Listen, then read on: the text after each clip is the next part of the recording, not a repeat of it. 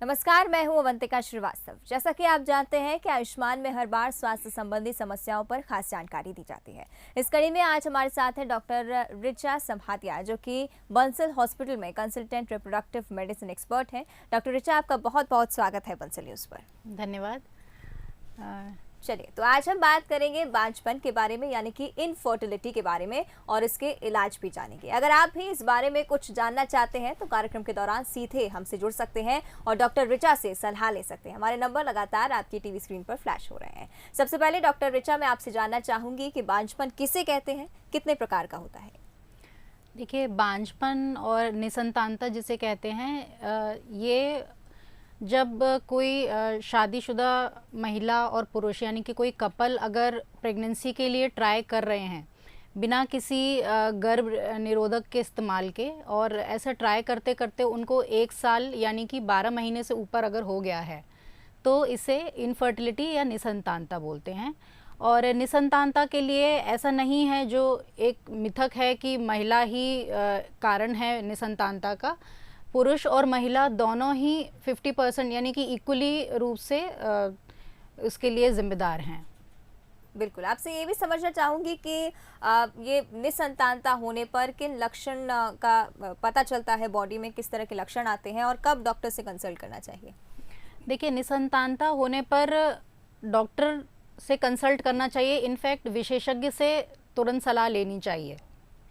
और किन लक्षणों की अगर हम बात करें तो अगर प्रेगनेंसी के लिए ट्राई करते करते, और महिला की उम्र जो है वो 35 साल से कम है और प्रेगनेंसी के लिए ट्राई करते करते उनको 12 महीने से ऊपर हो गए हैं, तो उन्हें संपर्क करना चाहिए। और अगर महिला की उम्र जो है वो 35 साल से ऊपर है और प्रेगनेंसी के लिए ट्राई करते उन्हें 6 महीने से अधिक हो गए हैं, तो उन्हें विशेषज्ञ से संपर्क करना चाहिए।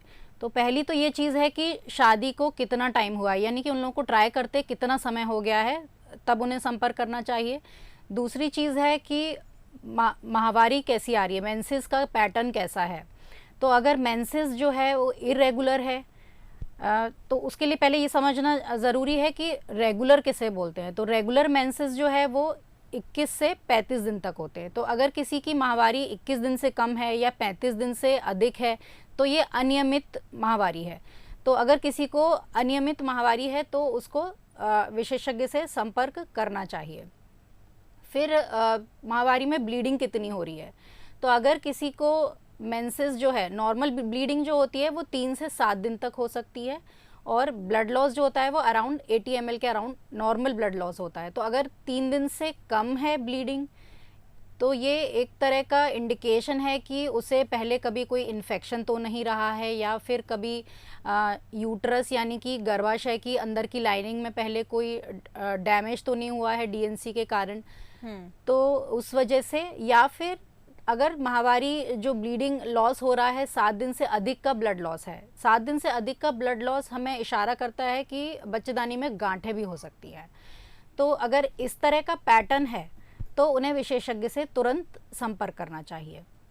बिल्कुल, और आपने जिस तरह से बताया कि इनफर्टिलिटी जो होती है वो दोनों ही जेंडर्स में इक्वली देखी गई है, ना सिर्फ महिलाओं में बल्कि पुरुषों में भी इसे देखा गया है। आपसे समझना चाहूँगी, क्या कुछ कंडीशंस होती हैं, क्या कुछ डिफरेंसेस उन दोनों ही केसेस में होते हैं? क्या लंबे समय तक इसका निवारण हो सकता है या नहीं हो सकता? हाँ, देखिए, महिलाओं में तो ये लक्षण थे जिनकी मैं बात कर रही थी, जिन पे जब उन्हें संपर्क करना चाहिए। इसके अलावा और भी कुछ लक्षण हैं महिलाओं में, और पुरुषों में भी कुछ लक्षण हैं कि उन्हें टाइम से संपर्क करना चाहिए। तो महिलाओं में अगर मेंसेस के स्टार्ट होने के बाद अगर दर्द हो रहा है तो ये नॉर्मल पैटर्न है। अगर लेकिन मेंसेस शुरू होने के 2 दिन पहले से बहुत असहनीय पीड़ा हो रही है जो कि माहवारी होने के बाद तक कंटिन्यू रह रही है, तो ये एक तरह का इंडिकेशन है कि उसको एंडोमेट्रियोसिस हो सकता है, जिसमें कि पेल्विक ऑर्गन्स यानी कि जो पेल्विस के जो बच्चादानी अंडादानी ट्यूब्स अफेक्टेड हो सकते हैं। तो ये तो औरतों की बात हुई। पुरुषों में है कि अगर जैसे कभी दाढ़ी के बाल ही नहीं आए, छाती के बाल ही नहीं आए हैं कभी उनको, या फिर छोटे में नीचे के रास्ते उनको चोट लगी है, कोई ऑपरेशन हुआ है, या शेविंग बहुत लंबे लंबे टाइम तक जो है शेविंग फ्रीक्वेंसी ज़्यादा है, तो ऐसे में पुरुषों को संपर्क करना चाहिए। तो ये तो लक्षणों की बात हुई कि जिन लक्षणों के होने पर उन्हें आना चाहिए। प्लस इसके निवारण के लिए मैं थोड़ा डिटेल में चर्चा करूँगी कि निवारण जो है यानी कि प्रिवेंशन। तो क्योंकि आजकल की लाइफस्टाइल ऐसी हो गई है, मतलब हर कोई, मतलब महिलाओं में शादी की उम्र जैसे बढ़ गई है पहले के कंपैरिजन में, प्लस स्मोकिंग, अल्कोहल, देर ज़्यादा उम्र पे शादी करना, तो ये सब चीज़ों की वजह से इसके निवारण पे स्पेशली ध्यान देने की ज़रूरत है। तो सबसे पहला तो ये कि शादी की उम्र, महिलाओं की शादी की उम्र जितनी कम रहेगी उतना अच्छा रहेगा, स्पेशली 35 से कम, क्योंकि जैसे जैसे महिलाओं की उम्र बढ़ती है, महिलाओं के अंडेदानी में जो अंडे का नंबर है वो समय के साथ तेज़ी से घटता चला जाता है, जो कि 35 की उम्र के बाद बहुत तेज़ी से घटता है। 30 के बाद घटना शुरू होता है और 35 की उम्र के बाद बहुत तेज़ी से घटता है। तो अगर शादी की उम्र कम रखी जाए, एक तो ये स्टेप है निवारण के लिए, यानी कि प्रिवेंशन के लिए। दूसरा है कि जो मैंने लक्षण बताए कि अगर इनमें से किसी भी लक्षण का होना वुमेन में या मैन में, तो वो तुरंत विशेषज्ञ से संपर्क करें। प्लस लाइफस्टाइल मेजर्स हैं, जैसे कि स्मोकिंग है तो स्मोकिंग बंद कर दें। स्मोकिंग तो जो है वो महिलाओं पुरुष दोनों को ही बंद करनी है, क्योंकि पुरुषों में स्मोकिंग जो है वो सीमन पैरामीटर्स को अफेक्ट करता है, यानी कि शुक्राणु का जो मोटिलिटी है, नंबर है, शेप है, जो क्वालिटी है, उसको अफेक्ट करता है। तो स्मोकिंग बंद करना है, अल्कोहल का सेवन कम से कम रखना है, कैफ़ीन इनटेक कम से कम रखना है, अपनी डाइट में जो है वो जो भी सीज़न के फ्रूट्स चल रहे हैं उनका इनटेक बढ़ाना है। अगर आपका वज़न आपकी हाइट के हिसाब से बहुत ज़्यादा है, यानी कि हाई बीएमआई है, तो अपनी बीएमआई को कंट्रोल करना है, एक्सरसाइज करना है। तो ये निवारण के प्रति जो है वो ये स्टेप्स बिल्कुल लेने चाहिए। बिल्कुल, ये यानी कि प्रिवेंटिव मेजर्स हैं और उनको आपको अपने सामान दिनचर्या में भी लेकर आना चाहिए और आगे जाकर जिससे आपको कोई दिक्कत ना हो। डॉक्टर, आपने मेंस्ट्रुएशन का जब जिक्र किया, आपसे ये भी समझना चाहूँगी कि कॉमन लड़कियों में अगर एज 21 टू 25 की भी बात की जाए, कई बार देखा जाता है काफ़ी ज़्यादा पेन होता है, एक्सेसिव पेन होता है, कंट्रोल करना मुश्किल हो जाता है। ऐसे में हम क्या कह सकते हैं कि ये जो लक्षण है वो हो सकता है आगे जाकर इनफर्टिलिटी बना दें या फिर इनफर्टिलिटी के लिए ही हो? तो देखिए, सामान्य नॉर्मल पेन को और एक्सेसिव पेन को लड़कियों को डिफरेंशिएट करना चाहिए कि नॉर्मल जो पेन होता है वो पीरियड्स शुरू होने के बाद हल्का फुल्का पेन रहता है। लेकिन यदि पीरियड शुरू होने के 2 दिन 3 दिन पहले से अत्यधिक पीड़ा हो रही है, आपको टैबलेट से भी आराम नहीं मिल रहा है, इंजेक्शंस यूज़ करने पड़ रहे हैं, और जो माहवारी आने के बाद तक कंटिन्यू कर रहा है, तो इसमें एंडोमेट्रियोसिस की संभावना बढ़ जाती है। एंडोमेट्रियोसिस जो है एक प्रोग्रेसिव डिसीज होती है, प्रोग्रेसिव यानी कि समय के साथ ये बढ़ती चली जाएगी। तो उसके लिए आपको तुरंत विशेषज्ञ से संपर्क करना चाहिए। बिल्कुल, यानी कि अगर एक्सेसिव पेन है तो डॉक्टर से कंसल्ट करना बेहद ज़्यादा ज़रूरी है, क्योंकि आगे जाकर ये इनफर्टिलिटी का रूप भी ले सकता है। मैम, आपसे समझना चाहूँगी बेसिकली बांझपन के आखिर कारण क्या होते हैं? सामान्य तौर पर आपने क्या देखा है? देखिए, बांझपन के कारण समझने के लिए सबसे पहले ये समझना ज़रूरी है कि नॉर्मली प्रेगनेंसी कैसे रुकती है। जी। तो नॉर्मली प्रेगनेंसी रुकने के लिए जो पीरियड शुरू होता है उसके बाद अंडेदानी में एक या 2 अंडे बढ़ने शुरू होते हैं, और फिर जब अंडे का साइज़ जो है 18-20 मिलीमीटर का हो जाता है, तो ये अंडा जो है वो अंडेदानी से रप्चर हो जाता है। इस प्रोसेस को ओव्यूलेशन बोलते हैं। ओव्यूलेशन के आसपास अगर शारीरिक संबंध बनते हैं महिला और पुरुष के, तो जो शुक्राणु हैं वो उनके महिला के योनि के रास्ते से आते हैं, और जो अंडा ओव्यूलेशन के बाद निकला है वो फैलोपियन ट्यूब में जाता है। और जो शुक्राणु आए हैं और शुक्राणु और अंडाणु, यानी कि जो अंडा निकला है ओवरी से, इन दोनों का मिलने का प्रोसेस जो है वो फैलोपियन ट्यूब में होता है। इस मिलने के प्रोसेस को फर्टिलाइजेशन बोलते हैं। फर्टिलाइजेशन के बाद एम्ब्रियो बन जाता है, यानी कि जिसे भ्रूण बोलते हैं, और ये एम्ब्रियो जो है वो ट्यूब से ग्रो करते करते बच्चेदानी में आता है और बच्चेदानी में इम्प्लांट हो जाता है, जिसे हम सरल भाषा में कह सकते हैं कि चिपक जाता है। तो ये नॉर्मल प्रोसेस समझने के बाद हम मोटे मोटे तौर पे कह सकते हैं कि क्या क्या मोटे मोटे तौर पे कारण हो सकते हैं। तो सबसे पहला तो ये कि अगर अंडेदानी में अंडा है ही नहीं, या फिर बन रहा है लेकिन समय से पहले ही अरेस्ट हो जा रहा है, यानी कि ओव्यूलेशन में अगर कोई प्रॉब्लम है, तो ये एक प्रमुख कारण होता है। ओव्यूलेशन के मेन जो प्रमुख बड़े 2 कारण हैं वो हैं, एक तो पीसीओडी जिसे हम पॉलीसिस्टिक ओवरी डिसीज़ बोलते हैं, दूसरा है कि अंडेदानी में अंडे हैं ही नहीं, जिसे कि हम ओवेरियन फेलियर बोलते हैं। तो ये ओव्यूलेशन से संबंधित जो हमने अभी नॉर्मल प्रोसेस समझा, तो उससे हम टैली कर सकते हैं कि ये ओव्यूलेशन के दो कारण हैं। फिर अगर क्योंकि जो फर्टिलाइजेशन का प्रोसेस हो रहा है वो ट्यूब में हो रहा है, तो फैलोपियन ट्यूब का होना और उसके फंक्शन का मतलब फैलोपियन ट्यूब को अच्छे से फंक्शन करना ज़रूरी है नॉर्मल प्रेगनेंसी आने के लिए। तो ट्यूब जो है वो इंटैक्ट होना चाहिए और उसका फंक्शन प्रॉपर होना चाहिए। तो अगर कहीं भी ट्यूब में ब्लॉकेज है तो उस वजह से फिर प्रेगनेंसी नहीं रुक सकती है।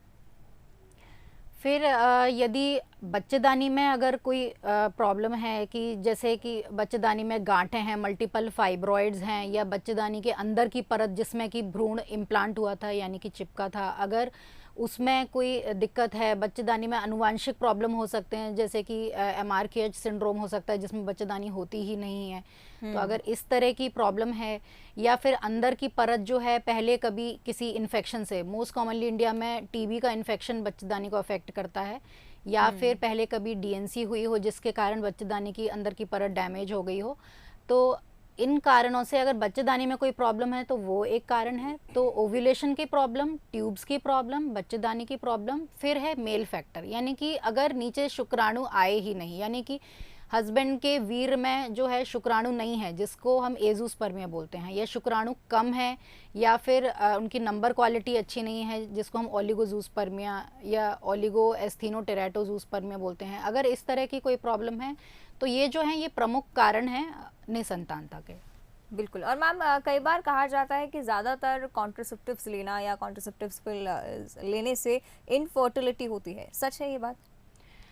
कॉन्ट्रासेप्टिव पिल लेने से इनफर्टिलिटी नहीं होती है, लेकिन अगर कॉन्ट्रासेप्टिव पिल आप ले रहे हैं और फिर आपने छोड़ी है तो कुछ समय तक फर्टिलिटी वापस आने में, यानी कि ओव्यूलेशन, क्योंकि कॉन्ट्रासेप्टिव पिल क्या करते हैं, ओव्यूलेशन को दबा के रखते हैं, यानी कि कॉन्ट्रासेप्टिव पिल जब तक आप खाएंगे तब तक ओव्यूलेशन नहीं होगा।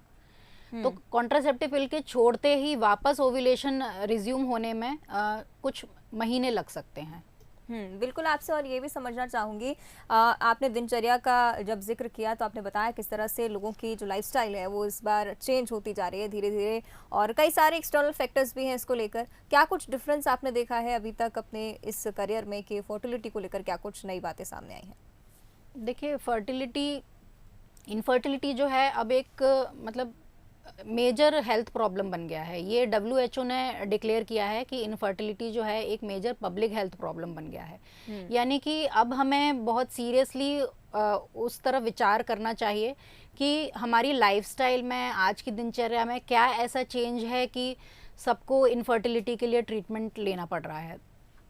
तो एक तो जो आज का रहन सहन है, मतलब इतना डाइट में सैचुरेटेड फूड का होना और एक्सरसाइज का अभाव होना, एकदम सीडेंट्री लाइफस्टाइल होना, स्मोकिंग और अल्कोहल का कंजम्पशन, और जो सबसे इम्पॉर्टेंट चीज़ है कि महिलाओं की शादी की उम्र जो है वो अब, क्योंकि अब सभी लड़कियां जो हैं जॉब करने लगी हैं, सभी की शादी की उम्र जो है वो 30 के ऊपर लोग सोचना शुरू करते हैं, और ट्रीटमेंट लेते लेते जो है वो 35 की उम्र तक पहुंचते हैं। तो सबसे इम्पॉर्टेंट डिसाइडिंग फैक्टर है कि महिलाओं की शादी की उम्र बढ़ना।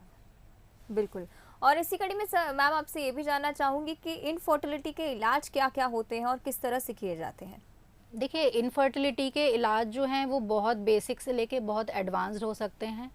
जो कपल्स हैं वो नेचुरली भी इनफर्टिलिटी के लिए ट्रीटमेंट ले सकते हैं, यानी कि नेचुरल प्रोसेस जो होता है उससे ट्राई कर सकते हैं। तो सबसे पहले तो ये जानना ज़रूरी है कि ये नेचुरल प्रोसेस क्या होता है। तो ये नेचुरल प्रोसेस ऐसा कोई मतलब आयुर्वेदिक या इस तरह का कुछ जड़ी बूटी वाला इस तरह का कोई ट्रीटमेंट नहीं होता है। नेचुरल प्रोसेस का मतलब है कि पहले तो कपल ये जाने कि सबसे अच्छा पीरियड क्या है मेंस्ट्रुअल साइकिल का जिसमें कि हम प्रेग्नेंट हो सकते हैं। तो प्रेगनेंसी के लिए जल्दी प्लान करना है, जैसा कि मैंने पहले बताया था कि अगर 1 साल से ऊपर ट्राई करते हो गया है और उम्र 35 से कम है तो आप तुरंत विशेषज्ञ को दिखाएं, या अगर 35 से ज़्यादा उम्र है और 6 महीने ट्राई करते से ज़्यादा हो गया है तो विशेषज्ञ से संपर्क करें। तो एक तो वो चीज़ है। और तो नेचुरली ट्राई करने के लिए ये पता होना बहुत ज़रूरी है कि फर्टाइल पीरियड क्या है, यानी कि प्रेगनेंसी आने का सबसे अच्छा चांस कब होता है, तो जब पीरियड शुरू होता है उसके 5वें दिन से लेके 15वें दिन के बीच में अगर रोज़ या फिर ऑल्टरनेट डे यानी कि एक दिन एक छोड़ के या हर 2 दिन में संबंध बनाते हैं तो इसमें प्रेगनेंसी आने का चांस बढ़ जाता है। तो एक तो ये ट्रीटमेंट है कि नेचुरली ट्राई कर सकते हैं, लेकिन नेचुरली ट्राई करने से पहले यानी कि किसी भी तरह का ट्रीटमेंट देने से पहले इन्वेस्टिगेट करना, प्रॉपर हिस्ट्री लेना, एग्जामिनेशन करना बहुत ज़रूरी है। अगर हिस्ट्री एग्जामिनेशन से और सारे जांचें कराने से लगता है कि नेचुरली के लिए जाना चाहिए तो नेचुरल ट्रीटमेंट कर सकते हैं। अगला ट्रीटमेंट होता है कि आईयूआई, आईयूआई जिसे कि इंट्रा यूट्राइन इंसेमिनेशन बोलते हैं, ये भी एक तरह का ट्रीटमेंट होता है। लेकिन आईयूआई करने के लिए ट्यूब्स अच्छे होने चाहिए यानी कि खुले होने चाहिए, पेटेंट होने चाहिए, फंक्शनिंग होने चाहिए। ओव्यूलेशन अगर नहीं भी हो रहा है तो ओव्यूलेशन होने के लिए मेडिसिन ऐड की जा सकती हैं। तो आईयूआई में क्या करते हैं कि हस्बैंड का जो सीमन सैंपल है वो लैब में प्रोसेस करके उनके बच्चेदानी के अंदर ओव्यूलेशन के टाइम के आसपास डिपॉजिट कर देते हैं। तो दूसरा ये ट्रीटमेंट होता है। तीसरा ट्रीटमेंट होता है कि आईवीएफ यानी कि इन विट्रो फर्टिलाइजेशन। तो किसको क्या ट्रीटमेंट लगेगा, नेचुरली लगेगा कि दवाइयों से हो जाएगा, कि आईयूआई होगा, कि आईवीएफ होगा, ये डिपेंड करता है कि उनकी जांचें किस तरह की आई हैं। बिल्कुल, आपसे समझना चाहूँगी आपने जिन ट्रीटमेंट्स का अभी जिक्र किया, इन सब के बारे में बंसल हॉस्पिटल में क्या कुछ सुविधाएं अवेलेबल हैं, ये सब भी आप बताइए। देखिए, ये बंसल हॉस्पिटल में इनफर्टिलिटी के ट्रीटमेंट का एक पूरा डिपार्टमेंट ऑफ रिप्रोडक्टिव मेडिसिन है जहाँ पर सारी सुविधाएं हैं और सारा ही ट्रीटमेंट जो मैंने अभी डिस्कस किया, इन्वेस्टिगेशन से लेकर ट्रीटमेंट तक सब कुछ कवर किया जाता है। तो सारी जांचों की फैसिलिटी एक ही जगह पर सारी जांचें हो जाती हैं, महिलाओं की, पुरुष की, एक ही बार में। और उसके बाद जो भी ट्रीटमेंट जो मैंने आपको बताया अभी कि आईयूआई होना है, आईवीएफ होना है, इक्सी जिसमें कि जो शुक्राणु हैं उसको इंजेक्शन के द्वारा एग में डाला जाता है, तो ये आईवीएफ की, आईयूआई की सारी फैसिलिटीज़ जो है यहाँ पर उपलब्ध हैं। इसके अलावा ऐसा कोई केस मैम आपने देखा हो जिसमें इनफर्टिलिटी के इलाज में आगे जाकर बॉडी में काफ़ी ज़्यादा कॉम्प्लिकेशंस आई हों, या फिर कहीं ना कहीं कपल्स को कुछ जूझना पड़ा हो आगे जाकर, हार्मोनल चेंजेस क्या कुछ बॉडी में आते हैं इसके बाद? देखिए, इनफर्टिलिटी ट्रीटमेंट को लेकर लोगों में एक थोड़ा भ्रम है कि जो स्पेशली आईवीएफ को लेकर कि हमें ये इंजेक्शंस लग रहे हैं, हम ये दवाइयाँ खा रहे हैं तो इसका लॉन्ग टर्म हमारी बॉडी पे कोई अफेक्ट तो नहीं रहेगा, कहीं इसके कारण जो है वो कैंसर, मतलब अंडादानी का कैंसर या इस तरह की कोई परेशानी तो नहीं आ सकती है। तो मैं ये चीज़ क्लियर करना चाहती हूँ कि इनफर्टिलिटी के लिए, ट्रीटमेंट के लिए जो दवाइयाँ और जो इंजेक्शंस यूज़ किए जा रहे हैं ये पूरी तरह से सेफ़ हैं। काफ़ी स्टडीज़ हुई हैं इंडिया में और इंडिया के बाहर फॉरेन कंट्रीज़ में। हमारे पास बहुत सारा लिटरेचर उपलब्ध है जो ये बताता है कि इन दवाइयों से या इंजेक्शन से लॉन्ग टर्म शरीर में कोई नुकसान नहीं होता है और कैंसर की संभावना भी नहीं बढ़ती है। और जिन लेडीज़ ने इनफर्टिलिटी का इन्फेक्शन झेला हो या फिर इसका मतलब इलाज भी करवाया हो, तो ऐसे में उनको प्रेगनेंसी में आगे कुछ दिक्कत तो नहीं आती है, मतलब आगे जाके कोई कॉम्प्लिकेशंस जो उन्हें फेस करने पड़े? नहीं, देखिए, इनफर्टिलिटी के ट्रीटमेंट के बाद अगर प्रेगनेंसी रुकती है तो उसका कोर्स भी बिल्कुल जिनको बिना ट्रीटमेंट के प्रेगनेंसी रुकी है उसी तरह से होता है। लेकिन हाँ, यदि आईवीएफ से प्रेगनेंसी रुकी है तो कुछ मेडिकेशन जो हैं इनिशियली 12 हफ्ते तक चलते हैं, लेकिन जो कोर्स है प्रेगनेंसी का वो बिल्कुल बाकी महिलाओं जैसा ही होता है। मतलब ऐसा नहीं है कि एब्सोल्यूट बेड रेस्ट की ज़रूरत है, ऐसा कुछ भी नहीं है। बिल्कुल, यानी कि आगे कोई कॉम्प्लिकेशंस नहीं आते हैं और काफ़ी सेफ हो सकता है इसका इलाज। मैम, अगर नॉर्मली बात की जाए तो देश में कई सारी ऐसी जगह होती हैं जहाँ पर स्त्रियों को इसलिए काफ़ी ज़्यादा ब्लेम किया जाता है कि आप इनफर्टाइल हैं और यू कैन नॉट गिव, मतलब कह सकते हैं वंशज नहीं दे सकते आप। तो ऐसे में उन समाज वालों को और उन परिवार वालों को आप क्या कुछ कहना चाहेंगे, किस तरह से इस कंडीशन को हैंडल किया जा सकता है स्मूथली? देखिए, ये बिल्कुल ही गलत धारणा है कि महिलाएं ही इनफर्टिलिटी के लिए रिस्पॉन्सिबल हैं, यानी कि निसंतानता के लिए सिर्फ महिलाएं ही रिस्पॉन्सिबल हैं। ऐसा बिल्कुल नहीं है। निसंतानता के लिए पुरुष और महिला दोनों ही इक्वली रूप से जिम्मेदार हैं और जो लाइफस्टाइल चेंजेस मैंने करने के लिए बोले वो भी महिलाओं को और पुरुषों को दोनों ही इक्वली रूप से करने की ज़रूरत है। तो इस तरह की भ्रांतियां समाज में फैलाना कि ये वंशज नहीं दे सकती है, क्योंकि कई बार हमारे समाज में क्या होता है कि जो लोग ससुराल वाले होते हैं वो महिला का ही इलाज चल रहा हो, मतलब कई हमारे पास ऐसे पेशेंट्स आते हैं कि महिला का ही जब से शादी हुई है, प्रेगनेंसी नहीं रुकी है, तो उसका ही इलाज चला जा रहा है, तो वो हस्बैंड को लेकर तक नहीं आते हैं क्लिनिक में, क्योंकि उनका ये मानना है कि ये ही रिस्पॉन्सिबल है, इसकी वजह से ही प्रेगनेंसी नहीं आ रही है, जबकि ऐसा नहीं है। इनफर्टिलिटी के ट्रीटमेंट में एक जो बहुत इंपॉर्टेंट चीज़ है वो ये है कि महिला पुरुष दोनों को एक साथ आकर हॉस्पिटल में विशेषज्ञ को दिखाना है, दोनों की जांचें जो हैं वो एक साथ शुरू होनी चाहिए। बिल्कुल। और मैम इसके साथ ही सरोगेसी और टेस्ट ट्यूब बेबीज़ को भी कई बार एक अच्छा विकल्प माना जाता है अगर इनफर्टिलिटी की बात हो, इस पर आप क्या कुछ कहना चाहेंगे? देखिए, टेस्ट ट्यूब बेबी तो जिसे आम भाषा में जो टेस्ट ट्यूब बेबी बोलते हैं उसको आईवीएफ और इक्सी बोलते हैं। तो उसकी वजह से भी ऐसा नहीं है कि प्रेगनेंसी मतलब जो उसकी कारण जो प्रेगनेंसी रुकी है उसका कोर्स बाकी से कुछ अलग है, ऐसा बिल्कुल नहीं है। और आईवीएफ से और इक्सी से होने वाले बच्चे भी बिल्कुल ही नॉर्मल होते हैं, जैसे बिना आईवीएफ और इक्सी के जो लोग कंसीव कर जाते हैं वो बिल्कुल वैसे ही होते हैं। अभी तक जो स्टडीज़ हुई हैं उसमें कहीं पर भी ऐसा नहीं प्रूव हुआ है कि कुछ कंजेनाइटल मालफॉर्मेशन या कुछ प्रॉब्लम्स आईवीएफ वाले बच्चों में ज़्यादा होती हैं, ऐसा बिल्कुल नहीं है। बिल्कुल। साथ ही डॉक्टर ऋचा, अंत में आप क्या कुछ संदेश देना चाहेंगी दर्शकों को? वत्सल न्यूज़ के माध्यम से आप बोल सकते हैं। देखिए, मैं यही संदेश देना चाहूँगी कि जो लाइफस्टाइल मेजर्स मैंने अभी बताए हैं उन पर बहुत ध्यान दें, क्योंकि prevention is better than cure. तो प्रिवेंशन हमारे हाथ में है। और दूसरी चीज़ ये है कि ये ना सोचें कि जो महिला है उसी की वजह से निसंतानता हो रही है। पुरुष और महिला दोनों इक्वली रूप से जिम्मेदार हैं, ये दोनों की रिस्पॉन्सिबिलिटी है। दोनों को अगर ट्रीटमेंट शुरू करना है, एक साथ ट्रीटमेंट शुरू करना है। और आईवीएफ से होने वाली या इक्सी या इनफर्टिलिटी के किसी भी फॉर्म ऑफ ट्रीटमेंट से होने वाली प्रेगनेंसी जो है और उस प्रेगनेंसी से होने वाले जो बच्चे हैं वो बिल्कुल भी नॉर्मल कंसीव्ड औरतों से डिफरेंट नहीं है। बिल्कुल, यानी कि ऑन द वेरी मतलब एंड नोट की अगर बात की जाए तो समाज की तमाम धारणाओं से हटकर बिना हिचकिचाए आपको डॉक्टर्स को कंसल्ट करना बहुत ज़्यादा ज़रूरी है। और डॉक्टर ऋचा, आपने भी कई सारी जानकारी हमारे साथ साझा की, बहुत बहुत धन्यवाद इस पूरी चर्चा के लिए।